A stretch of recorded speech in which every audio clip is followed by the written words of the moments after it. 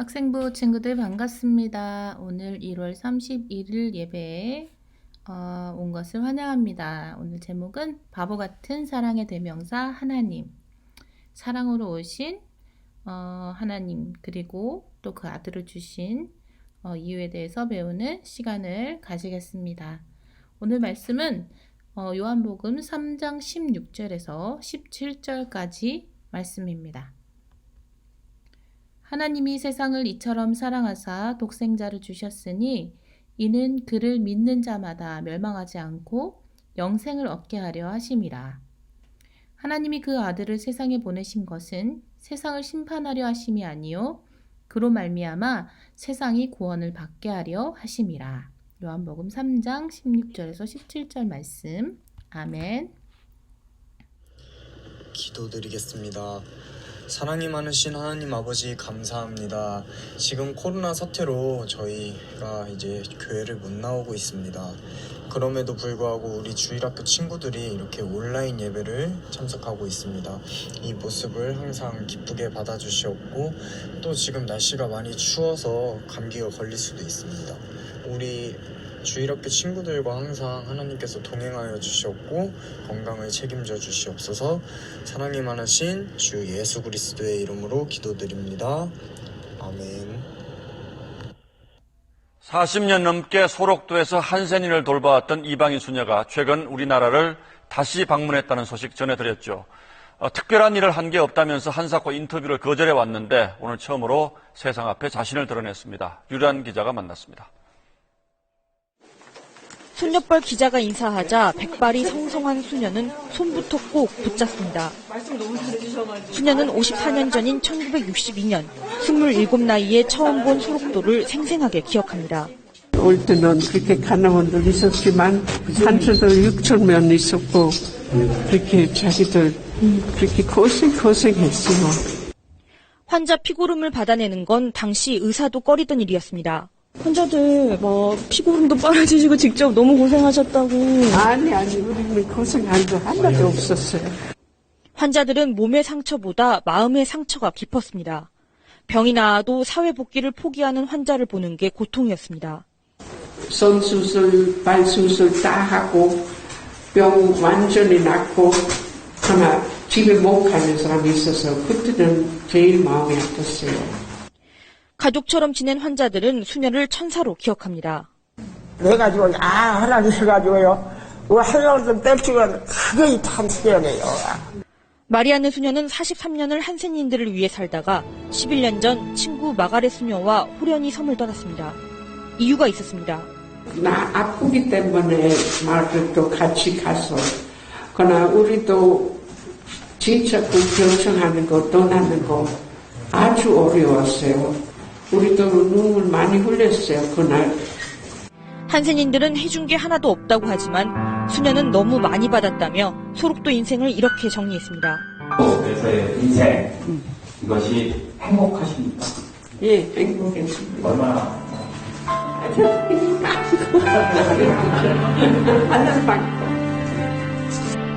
SBS 유란입니다. 사람들은 한센인을 신조차 버렸다 해서 가까이 하려 하지 않았어요. 우리나라에 소록도라는 곳이 있는데 소록도에 그들을 가둬놓고 사람들에게 가까이 오는 것을 허락하지 않았습니다. 어린 사슴을 닮았다고 하여 소록도라고 불리던 전남 고흥의 외딴 섬이 1916년 한센병 환자들을 격리하면서 저주의 섬이 되었어요. 그때 지구 반대편에 있는 오스트리아에서 소록도를 찾은 두 사람이 있었어요. 네, 우리가 아까 좀 전에 동영상에서 본 그 수녀님들이에요. 마리안느 스테거와 마가렛 피사리크 수녀입니다. 오스트리아 인스브루크 국립간호학교 출신인 두 수녀는 기숙사 룸메이트였다고 해요. 1959년 마리안느 수녀가 소록도에 첫 발을 디딘 3년 후인 1962년 마가렛 수녀가 소록도를 찾았습니다. 그리고 수많은 사람들이 꺼리던 한센인들을 위해서 고국 오스트리아 구호단체에 의약품 지원도 요청하고 마음의 상처까지 치료해 줬어요. 환자들이 말리는데도 약을 꼼꼼히 발라야 한다면서 장갑도 끼지 않고 상처를 만졌습니다. 오후에는 손수 죽을 쓰고 과자도 구워서 바구니에 담아 들고 마을을 돌았습니다. 소록도 사람들은 전라도 사투리에 한글까지 깨친 두 수녀를 할매라고 불렀어요. 꽃다운 20대부터 수천 환자의 손과 발이 되어서 살아왔는데 지금은 80이 넘은 할머니들이 되었어요. 그랬던 두 수녀가 고령으로 인해 더는 봉사할 수 없게 되자 지난 2005년 40여 년간 머물렀던 소록도를 편지 한 장만 남긴 채 떠나게 되었어요. 두 수녀의 귀향길에는 소록도에 올 때 가져왔던 다 헤어진 가방 한 개만 들려 있었다고 합니다. 나이가 들어 제대로 일을 할 수 없게 되어 떠납니다. 이곳에 부담을 주기 전에 떠나야 한다고 동료들에게 이야기해 왔는데 이제 그 말을 실천할 때라 생각했습니다. 부족한 외국인으로서 큰 사랑과 존경을 받아 감사하며 저희의 부족함으로 마음 아프게 해드렸던 일에 대해 용서를 빕니다. 한센병 한우들의 아픔이 서린 삶을 희망의 섬으로 바꿔놓은 두 수녀. 상처로 얼룩진 사람들을 진정한 사랑으로 보살핀 하늘에서 보내준 천사였습니다. 사랑은 이런 것입니다. 무엇을 바라지 않고 그저 내 안에 하나님께 받은 사랑이 흘러넘치도록 있기 때문에 또 누군가에게 흘려보내는 거예요.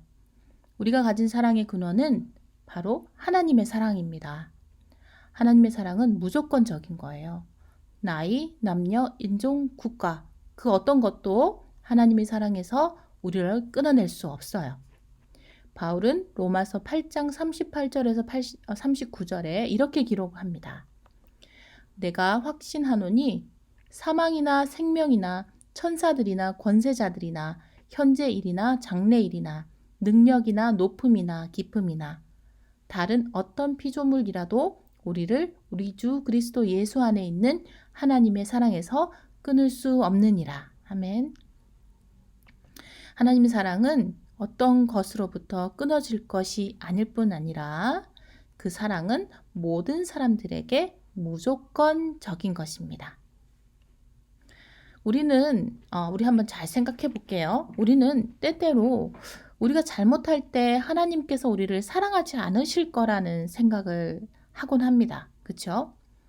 또 반대로 우리가 신앙생활을 잘 하고 있을 때는 하나님께서 사랑하실 거라고 생각을 합니다.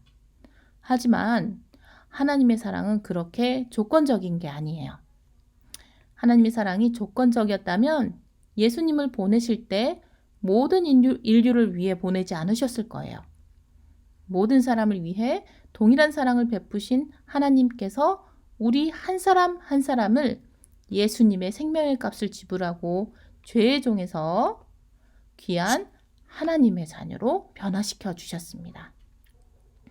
우리의 환경, 성격, 학벌, 건강, 출신에 따라 하나님의 사랑에 차등을 두지 않으셨어요. 그런 것은 하나님 앞에서 썩어질 세상의 것에 불과했기 때문입니다. 오로지 하나님의 관심은 한 사람 한 사람 생명 자체이고 그 생명을 향한 사랑입니다. 하지만 우리가 그런 사랑을 이웃을 향해 베푸는 것은 쉽지 않습니다. 우리는 어때요? 나를 미워하는 친구가 있어요. 나를 미워하는 사람은 똑같이 미워하게 되지 사랑할 수 있나요? 쉽게 사랑이 잘 안 되죠. 또 반대로 나를 좋아하는 친구가 있어요. 나를 사랑해줘요. 나를 좋아하는 사람은 똑같이 잘해주고 좋아하게 되는 것도 보면 알 수 있는 겁니다. 하지만 예수님께서는 그 이상의 것을 우리에게 요구하세요. 예수님께서 십자가를 통해 직접 사랑을 보이시고 베푸셨기 때문에 우리는 그 사랑을 알고 받은 자들이잖아요. 그 사랑을 알고 받은 자는 예수님을 닮아 살아가야 하기 때문입니다. 하나님은 우리에게 베푸신 사랑이 우리에게서만 그쳐지기를 원하지 않으셨어요. 아들의 생명과 맞바꿀 만큼 큰 사랑을 우리에게 베푸셨고 그리고 베푸시고 계시고 또 그 사랑이 우리를 통해서 가족에게, 여러분의 친구에게, 또 선생님에게 풍성히 흘러가기를 원하고 계십니다. 사랑의 결정체인 그리스도의 십자가 사건은 하나님을 찾고 하나님을 믿는 이들은 누구에게든 구원으로 향하는 문을 열어주셨어요. 더 이상 죄로 인해 가로막혀 있던 하나님과 사람들 사이의 벽은 존재하지 않게 되었습니다. 하나님의 독생자 예수님을 십자가에 못 박음으로 우리의 죄를 없다 하시고 다시 하나님과 연합하게 하셨어요. 우리는 이제 죄로부터 자유한 자가 되었어요. 하나님의 사랑으로 이제 우리는 더 이상 죄로 심판받는 자가 아니라 하나님의 구원의 은혜를 누리는 자가 되었습니다.